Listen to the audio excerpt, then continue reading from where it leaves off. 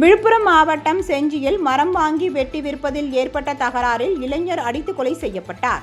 செஞ்சி சிறுகடம்பூர் பகுதியை சேர்ந்த சாலமன், அதே பகுதியை சேர்ந்த பிரசாந்த் ஆகியோர் மரம் வாங்கி கறி சுட்டு வியாபாரம் செய்து வருகின்றனர்.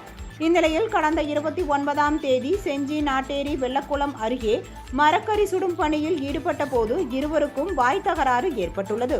இதில் சாலமனுக்கு ஆதரவாக அவரது மகன் தமிழ் மற்றும் மோகன், வெற்றி ஆகியோரும், பிரசாந்துக்கு ஆதரவாக அவரது மணிகண்டன், தர்மபுரை பிரசாந்த் மனைவி உஷா, மணிகண்டன் ஆகியோரும் மோதிக்கொண்டனர்.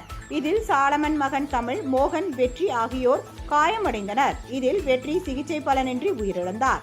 இது குறித்த புகாரின் பேரில் போலீசார் வழக்கு பதிவு செய்து பிரசாந்த், மணிகண்டன், திட்டக்குடி மணிகண்டன், தர்மதுரை மற்றும் பிரசாந்த் மனைவி உஷா ஆகிய 5 பேரை கைது செய்து போலீசார் விசாரணை நடத்தி வருகின்றனர்.